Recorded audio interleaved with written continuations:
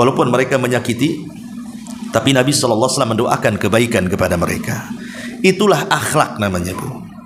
Ya. Jadi kalau ada orang yang menyakiti ibu, ibu doakan saja. Tetangga menggibahi ibu, ya doakan saja. Tetangga menghina ibu, doakan saja. Semoga Allah Subhanahu wa taala menyembuhkan tuh sakit, mungkin lagi sakit ya menggibah saya tuh. Jadi itulah kebaikan seseorang itu ketika mampu mendoakan orang yang berbuat jahat kepadanya. Walaupun dalam Islam boleh kita membalas kejahatan dengan kejahatan yang sama. Boleh. Kalau ada orang yang berbuat jahat kepada kita, kita boleh berbuat jahat kepada kita, tetapi dengan kejahatan yang sama.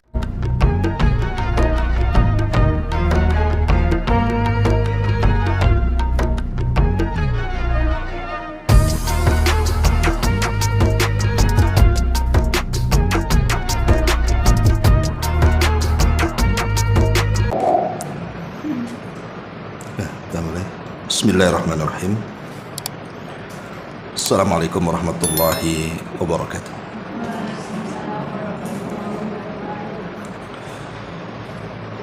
Alhamdulillah wassalatu wassalamu ala Rasulillah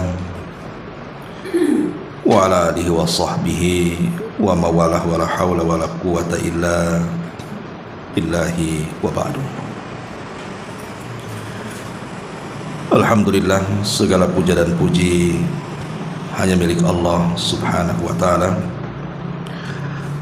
Salawat dan juga salam kita hadiahkan kepada Rasul kita Nabi besar Muhammad sallallahu alaihi wa ala alihi wasallam.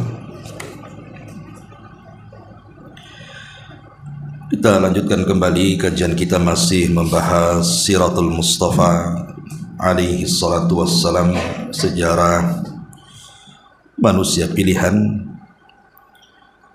Rasul kita Muhammad sallallahu alaihi wasallam, dan kita masuk pada bab tahapan ketiga tentang dakwah di luar kota Mekah. Ma'asyiral muslimat yang dimuliakan Allah Subhanahu wa taala, bab ini menjelaskan kepada kita tentang dakwah tersulit yang dialami Nabi sallallahu alaihi wasallam sepanjang berdakwah di kota Mekah. Secara global, setelah Nabi sallallahu alaihi wasallam mengalami tahun-tahun kesedihan karena ditinggal manusia-manusia yang selama ini melindunginya. Pertama Abu Talib, yang ma'ruf dalam sejarah orang yang sangat mencintai Rasul dan dicintai Rasul. Bahkan keberadaannya sangat melindungi Rasul sallallahu alaihi wasallam, baik sebelum diangkat menjadi nabi ataupun setelah diangkat menjadi nabi. Itulah Abu Talib. Dengan kematian Abu Talib menyisakan kesedihan bagi Nabi sallallahu alaihi wasallam. Kemudian disusul dengan istri tercintanya, Khadijah bintu Khuwailid, yang selama ini banyak membantu Nabi sallallahu alaihi wasallam baik secara pikiran ataupun harta yang dimilikinya untuk dicurahkan dalam dakwah Nabi.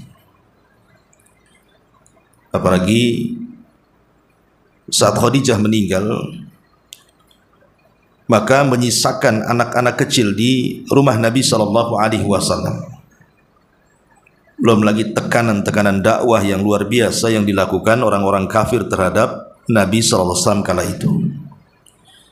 Dari sini Nabi sallallahu alaihi wasallam berpikir bahwa dakwah di Mekah itu kayaknya sudah tidak bisa lagi, karena tantangannya semakin berat dengan meninggalnya dua pelindung Rasul. Maka terpikir Nabi sallallahu alaihi wasallam untuk mencari areal baru dalam rangka menyebarkan Islam. Maka kota yang paling dekat dengan Mekah, yang terletak 3 mil dari kota Mekah, adalah kota Taif. Ibu yang pernah umrah kemudian ada ziarah tur ke Taif mungkin tahulah bagaimana kondisi kota Taif, kota primadonanya orang-orang Arab, karena memang itu kota yang sangat dingin dan sangat hijau. Jadi banyak buah-buahan tumbuh di situ. Maka Nabi SAW ketika itu membawa budaknya ataupun pembantunya, sekaligus juga anak angkat beliau Zaid ibnul Haritha, di mana Zaid ini adalah hadiah daripada Khadijah. Jadi dia dibeli oleh saudaranya Khadijah, kemudian dihadiahkan kepada Khadijah, lah oleh Khadijah dihadiahkan kepada Rasul untuk melipur lara karena kematian putra Nabi. Rasul merasa kehilangan karena anak laki-laki sangat berharga. Makanya untuk melipur lara Nabi SAW, Khadijah menghadiahkan Zaid ibn Harithah ini. Maka diangkatlah menjadi anak angkat Nabi, sekaligus pembantu Nabi. Jadi berangkatlah tepat di tahun ke-10 dari diangkatnya Nabi SAW menjadi Nabi. Rasul bertolak dari Mekah menuju Taif sejauh 3 mil perjalanan. Cukup jauh Taif itu kalau berjalan kaki ya. Naik bus saja capek, apalagi jalan kaki. Ya tentu dengan harapan supaya Islam itu ketika tertutup di kota Mekah bisa terbuka di kota Taif. Berangkat mereka berdua ke Taif. Maka sampainya di Taif, maka mereka pun atau Nabi SAW dan Zaid bin Haritha menghadap pembesar-pembesar Taif. Di antaranya Abdu Yalil ibn Amr, kemudian Mas'ud ibn Amr, kemudian Habib ibn Amr. Jadi 3 orang ini putra daripada Amr ibn Umair al-Thaqafi. Itulah pembesar-pembesar Taif yang ketika itu menjadi pemimpin Taif, dan 3-tiganya bersaudara. Jadi kakak beradik. Maka ketika kemudian Nabi SAW mendatangi satu persatu dari para pembesar Taif ini kepada Abdu Yalil ibn Amr, Mas'ud ibn Amr, Habib ibn Amr ini, maka mulai Nabi SAW mengajak mereka untuk mentauhidkan Allah dengan hujah-hujah yang sangat kuat tentunya, baik dalil secara syar'i gitu ya ataupun secara akli. Tetapi menghidayah itu milik Allah Subhanahu wa taala, bukan milik Nabi. Apa yang dikehendaki Nabi berbeda dengan apa yang dikehendaki Allah. Rupanya 3 pembesar ini bukan hanya sekedar tidak mau melindungi Nabi, tapi juga menolak mentah-mentah dakwah Nabi. Sampai di sini dijelaskan, salah seorang di antara mereka sampai berkata, jika Allah benar-benar mengutus wahai Muhammad, maka dia akan merobek pakaian Ka'bah. Sampai bersumpah, kalau seandainya Allah Subhanahu wa taala mengutus engkau wahai Muhammad, akan kurobek tu kiswah Ka'bah. Seolah-olah apa? Tidak yakin bahwa dia seorang nabi. Kemudian yang lainnya juga berkata, apakah Allah tidak menemukan orang selainmu? Bukankah orang-orang mulia di tengah-tengah Quraisy banyak? Kenapa tidak memilih Abu Jahal saja? Kenapa tidak memilih Umayyah? Kenapa tidak memilih Walid atau yang lainnya yang merupakan pemuka-pemuka besar dari Quraisy? Kenapa Allah pilih kamu pula? Bahkan yang lain mengatakan, demi Allah, aku sekali-kali tidak akan bicara denganmu. Jika memang engkau seorang nabi, sungguh engkau terlalu agung untuk dibantah ucapanmu. Dan jika engkau seorang pendusta, maka tidak patut bagiku bicara denganmu. Intinya tidak mau bicara. Kalau memang engkau seorang nabi, tidak layak aku bicara dengan kamu. Apalagi engkau seorang nabi, bukan seorang nabi, maka tidak layak lagi aku bicara dengan kamu. Intinya tidak mau bicara intinya. Ya. Jadi 3 pemimpin dari kota Taif ini 3-tiganya menolak. Maka Rasulullah SAW ketika mendengar penolakan dari 3 pembesar Taif ini, kemudian mengatakan, jika kalian melakukan apa yang telah kalian lakukan, maksudnya menolak ajakan Rasul, maka tolong rahasiakan dariku. perbincangan saya dengan kalian, tidak perlu disebar. Cukup antara kita saja dengan kalian, tidak perlu orang-orang Quraisy tahu. Rasul meminta kepada para pembesar Taif untuk merahasiakan keberadaan dia dan perbincangan dia dengan mereka.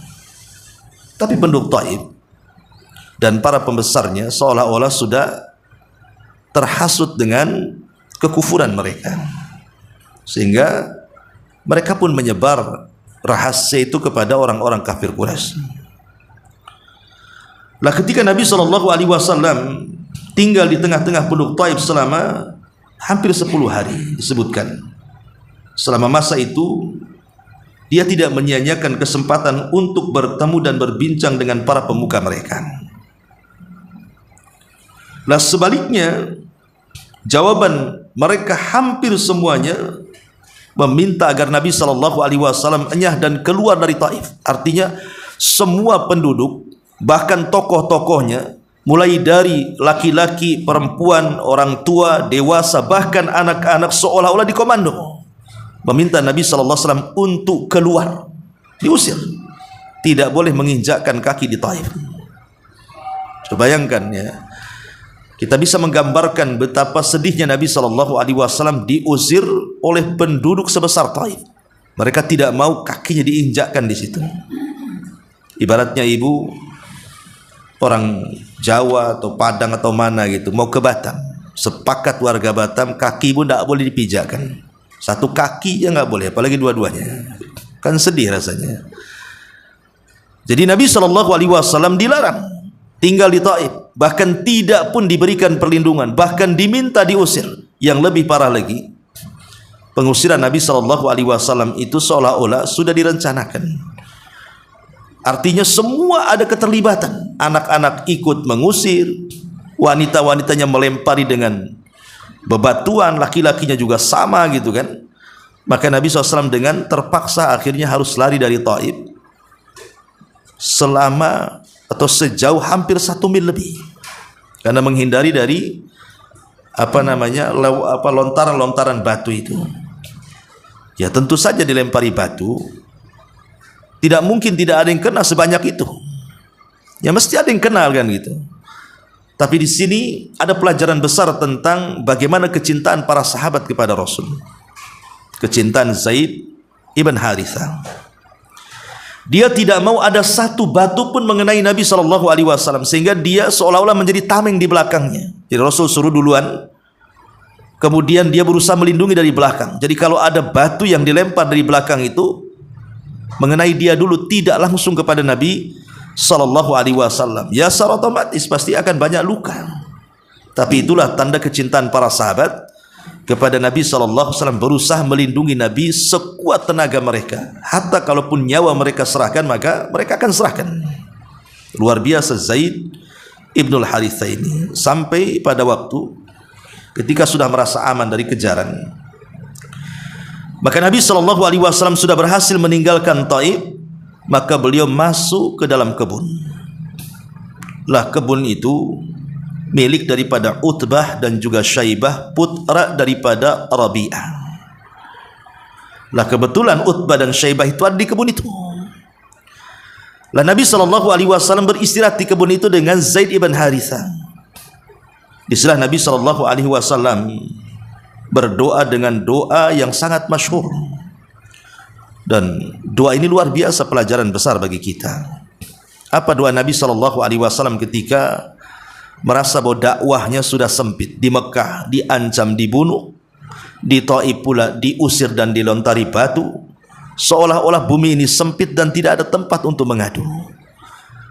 Maka Nabi SAW mengatakan, Allahumma ilaika ashku dha'fa quwwati wa qillati hilati wa hawani 'alan nas. Allahumma ya Allah, aku mengadu kepadamu tentang lemahnya kekuatanku. Aku tidak bisa menghadapi mereka.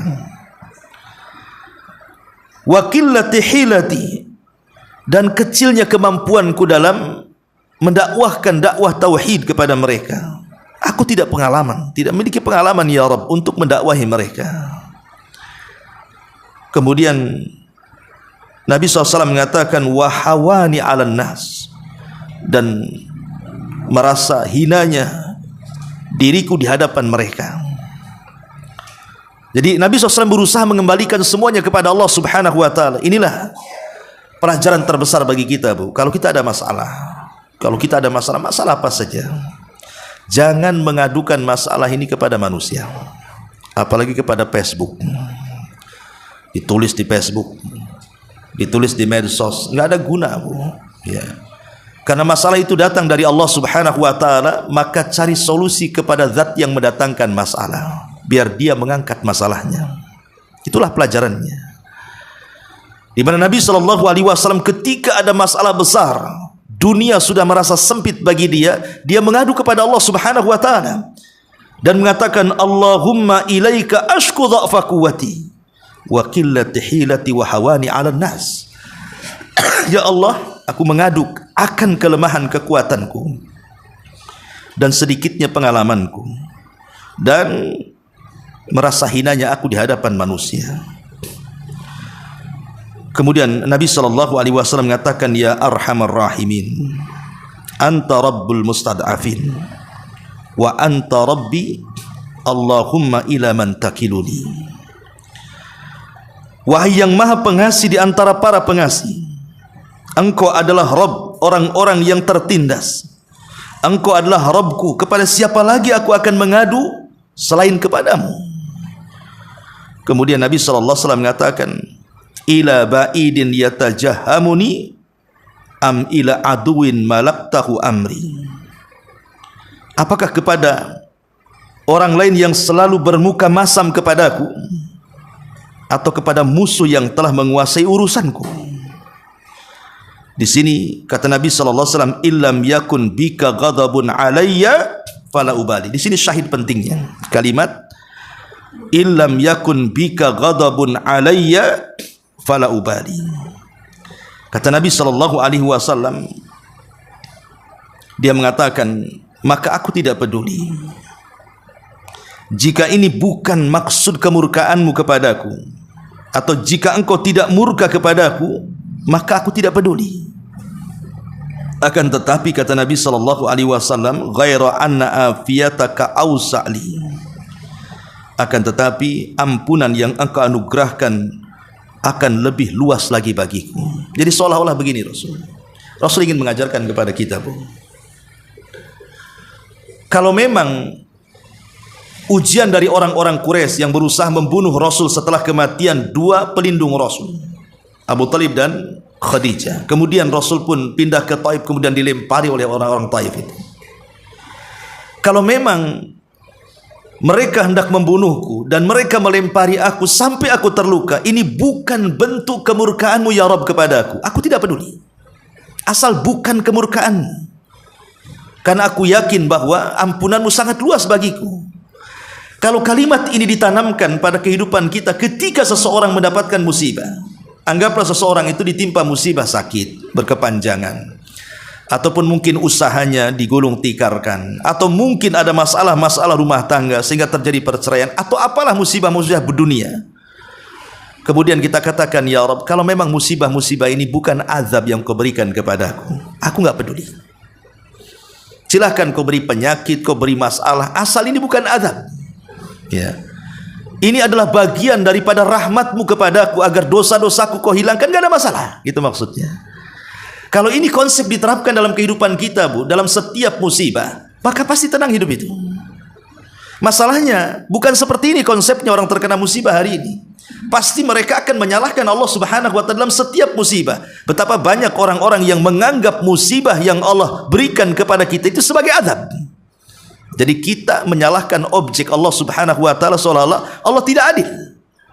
Lihat Nabi SAW, dia tidak mengatakan ketika dilempari orang-orang Taif, ya Rabb, apakah seperti ini tugas seorang Nabi harus dilempari?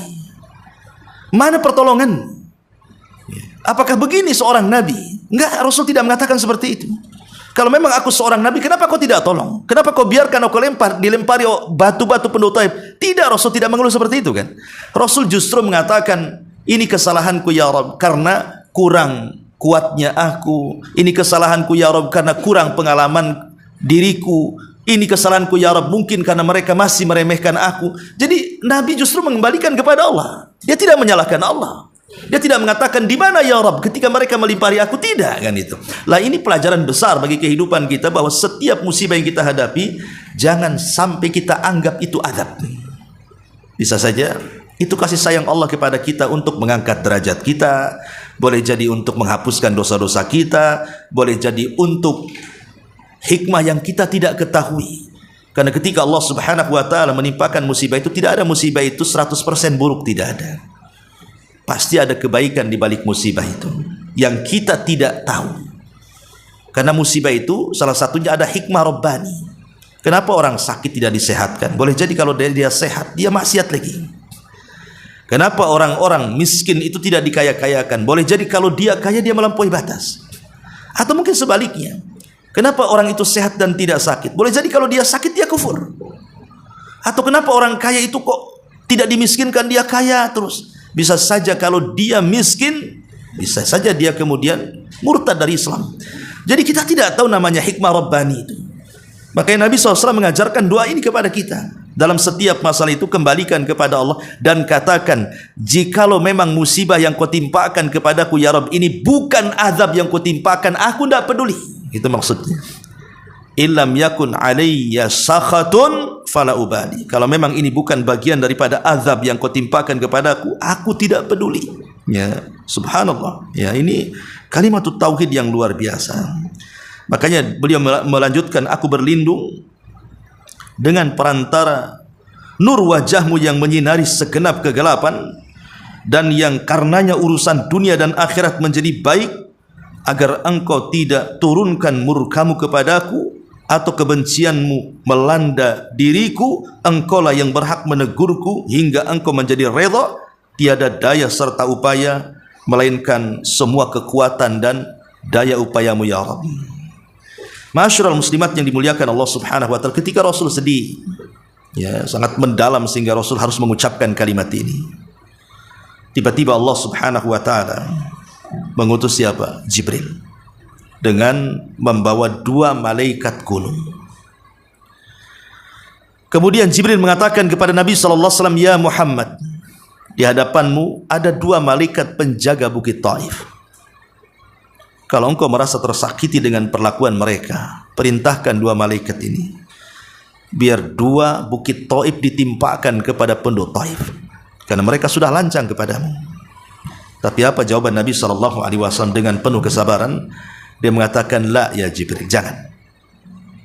Kemudian Rasul mengatakan, "Allahumma hdi biqaumin fa innahum la ya'lamun." Ya Allah, berikan hidayah saja kepada mereka, karena mereka kaum yang tidak tahu. Kalau seandainya penduduk Taif itu tahu aku seorang nabi, aku seorang rasul, tidak mungkin mereka memperlakukan aku seperti ini. Karena mereka tidak tahu saja, makanya mereka seperti itu. Berikan hidayah saja. Kalaupun hari ini mereka tidak masuk Islam, boleh jadi anak turunan mereka, aku berharap ada orang-orang yang menyembah Allah dan tidak menyekutukannya. Jadi Nabi SAW itu berpandangan sangat jauh sekali. Kalau maupun generasi sekarang tidak bisa berubah, saya mengharap generasi berikutnya. Sebab kalau seandainya aku hancurkan dengan engkau lemparkan 2 bukit sehingga habis mereka tidak ada keturunan, bagaimana? Siapa yang akan beriman dari mereka? Bagaimana kelembutan Nabi SAW di dalam menghadapi musuh-musuhnya.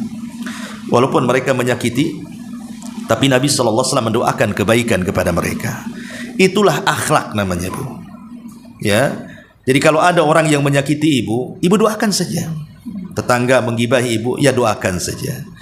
Tetangga menghina ibu, doakan saja. Semoga Allah Subhanahu wa taala menyembuhkan tuh sakit, mungkin lagi sakit ya menggibah saya tuh. Jadi itulah kebaikan seseorang itu ketika mampu mendoakan orang yang berbuat jahat kepadanya. Walaupun dalam Islam boleh kita membalas kejahatan dengan kejahatan yang sama. Boleh.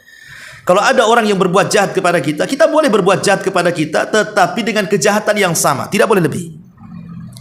Pamannya ada tetangga, dia meludah di depan teras kita, kita ludahi balik, tapi jangan ke mukanya. Dia kan ke terasnya saja, ya kita ke terasnya lagi lah. Ya. Dia letakkan sampah di depan rumah kita, ya kita letakkan balik. Jangan pula ibu masukkan ke rumah dia. Lah itu sudah melampaui namanya kan? Kan harus sama. Letakkan posisinya di tengah, kita letakkan di tengah. Diletakkan di pinggir, kita letakkan di pinggir. Jadi jazaa'us sayyi'ati sayyi'atu mithluha, kata Allah. Balasan keburukan itu dengan keburukan yang sama. Boleh dalam Islam. Tetapi kalau memaafkan itu jauh lebih baik lagi. Dia menggibah, kita gibahi balik, tidak ada masalah. Tapi dengan gibah yang sama. Dia gibah 1 jam, ibu gibah 1 hari, kan nggak bisa tuh. Nggak balance lah ibu kan.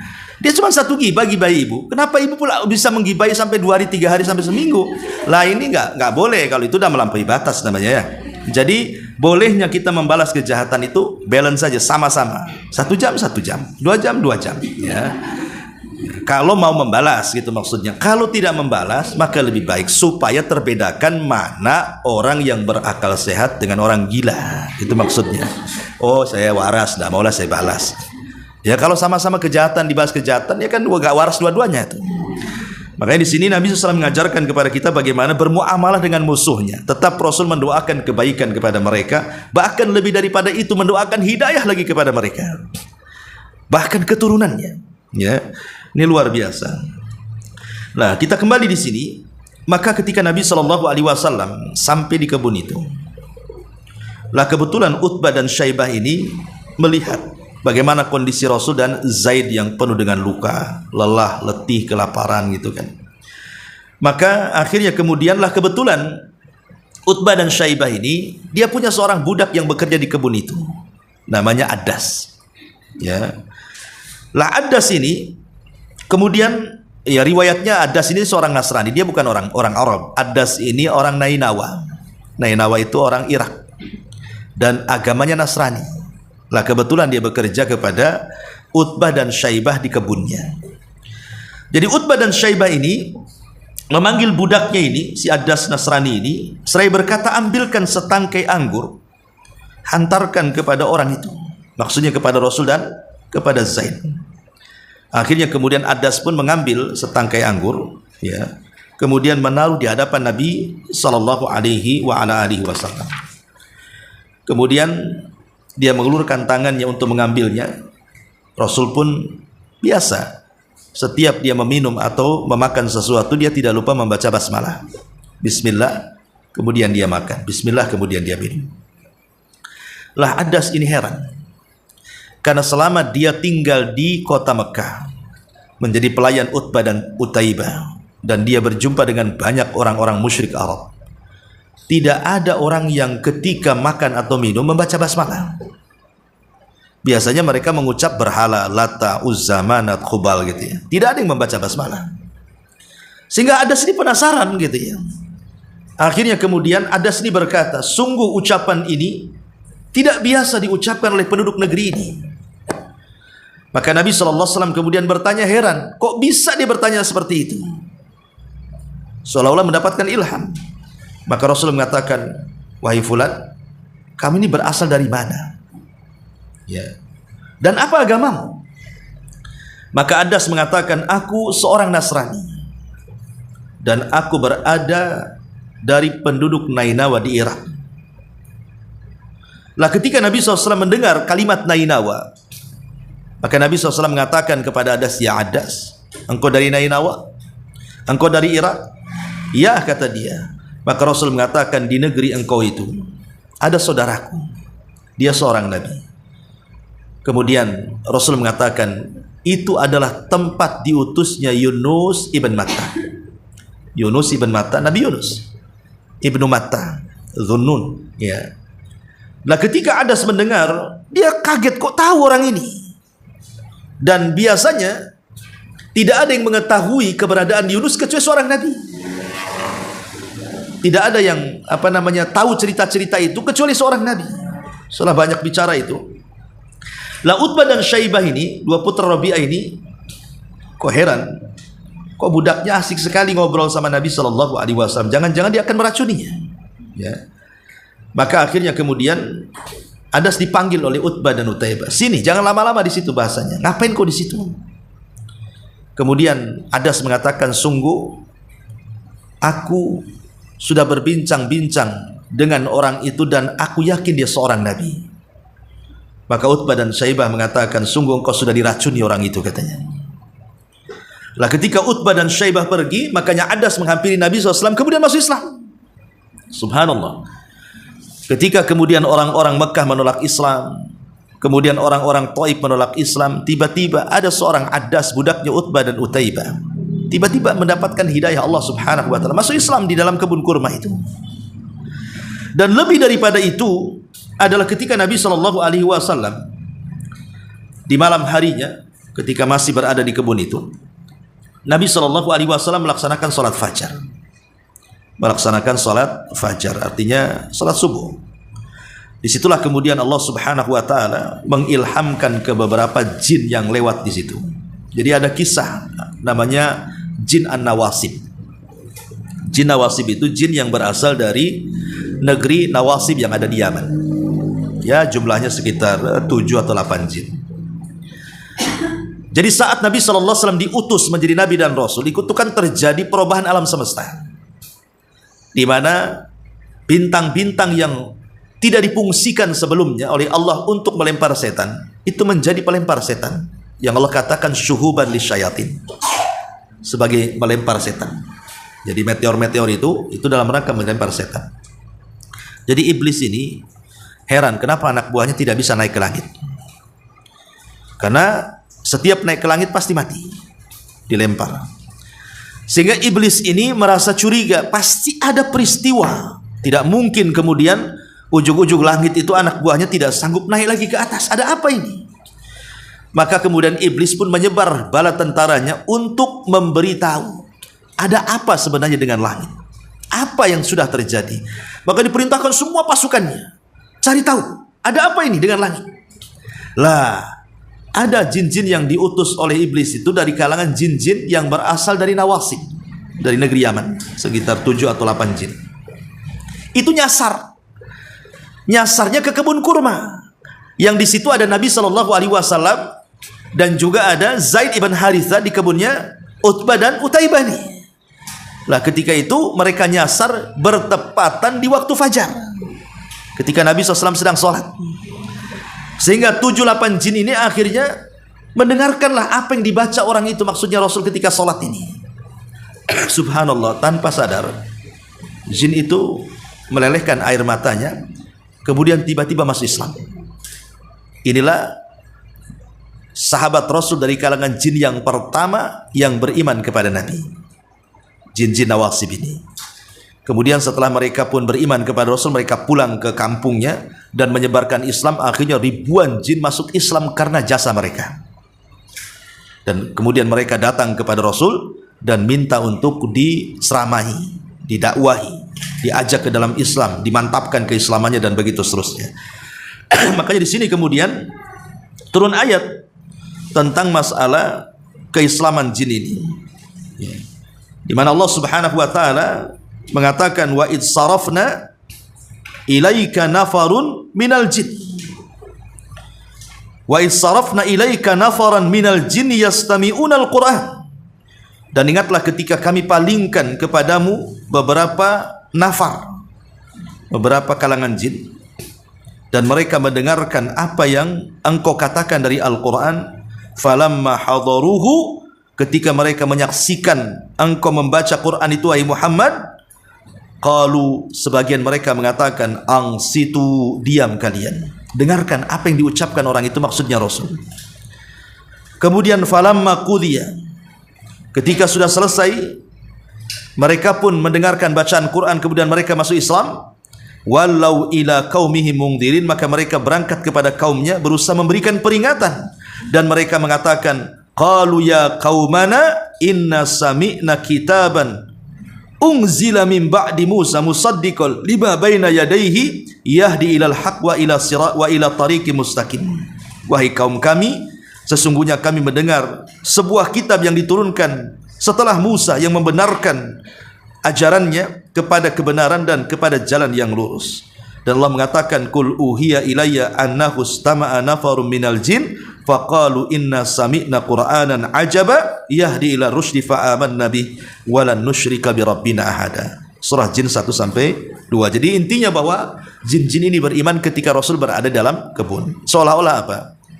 Allah ingin gantikan ketika penduduk Taif dari kalangan manusia mereka tidak beriman, maka Allah pilihkan kalangan jin untuk beriman. Ajaibnya adalah jin ini ketika mendengar satu kali ayat Al-Quran dibacakan langsung beriman. Ya. Satu kali mendengar Quran langsung beriman. Tapi dari kalangan manusia ada yang berkali-kali bacakan Quran tidak beriman. Kan aneh itu, ya. Hidayah itu milik Allah. Ya. Bagaimana jin itu dibacakan ayat Al-Quran satu kali dia dengar beriman, tapi ada di antara manusia berulang-ulang dibacakan Quran tidak beriman. Bahkan yang lebih parah, kalau kita baca Quran itu, saya pikir kalau baca Quran jin aja yang lari, orang pun bisa lari, Bu. Coba aja Ibu tengok ibu-ibu yang ngerumpi itu, Bu. Ya, ada tetangga kumpul-kumpul lagi gibain orang itu, ibu datang situ baca surah Yasin di situ. Ya, kaget lah, pasti dia nyingkir juga. Ngapain, Bu, salah tempat, Yasinan nggak di sini katanya. Jadi kadang-kadang ada orang yang tidak suka Quran dibacakan. Tapi bagaimana Allah Subhanahu wa taala menggantikan posisi orang-orang Taif yang tidak beriman dari kalangan manusia, diganti dengan orang-orang jin-jin dari Yaman yang akhirnya beriman kepada Allah dan Rasulnya. Dan itu membuat ketenangan bagi Rasul, di mana Allah Subhanahu wa taala melebihkan Nabi SAW di antara seluruh para nabi dan Rasul. Jadi kalau seluruh para nabi dan Rasul hanya diutus kepada manusia, tapi Rasul bukan hanya kepada manusia, tapi diutus kepada jin. Ya, ini khususan Nabi. Ya. Ibrahim, semulia apa manusia? Seperti Ibrahim, luar biasa kemuliaannya, tapi hanya diutus kepada manusia. Tapi Nabi SAW bukan hanya diutus kepada semua manusia, bahkan manusia dan jinnya. Sehingga banyak kemudian jin-jin yang beriman kepada Nabi SAW, yang masyhur dalam sejarah bagaimana dakwah Rasul kepada jin itu. Ya, jadi wallahu alam. Jadi ini intinya itu, saya ringkas saja, Ibu baca sendiri kurang lebih ya, tentang dakwah Nabi SAW di Taif. Walaupun demikian, ketika Rasul kemudian hendak masuk ke Mekah kan tidak bisa, karena kan sudah diancam. Rasul kalau sudah keluar dari Mekah tidak boleh balik. Ya, ketika masuk ke Taif diusir pula dari Taif, sehingga Rasul bingung lah berada di tengah-tengah Mekah dan Taif ini. Masuk Mekah dibunuh, mau kembali di Taif dilempari. Rasul kemana coba? Salah satunya supaya Rasul bisa masuk ke Mekah ada dengan cara meminta perlindungan. Harus ada yang melindungi dia. Akhirnya kemudian diutuslah Zaid untuk mencari-cari orang, kira-kira ada nggak orang Mekah yang melindungi dia. Sampai akhirnya berjumpalah dengan Al-Mut'im ibn Adi. Mut'im ibn Adi inilah yang kemudian melindungi Nabi sehingga Rasul bisa masuk lagi ke dalam Mekah, tetapi tidak seluas sebelumnya. Rasul dibatasi kembali, dakwahnya tidak bisa terang-terangan lagi. Jadi dakwahnya hanya sirriyah saja, balik ke asal dakwahnya.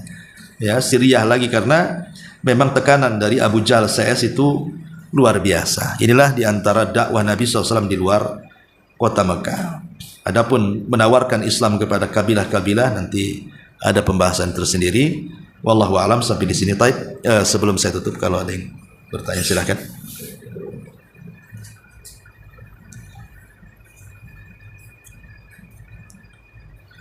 Kalau nggak ada, kita tutup. Subhanaka bihamdika asyhadu an la ilaha illa anta astaghfiruka wa atubu ilaik. Allahu ta'ala alam. Assalamualaikum warahmatullahi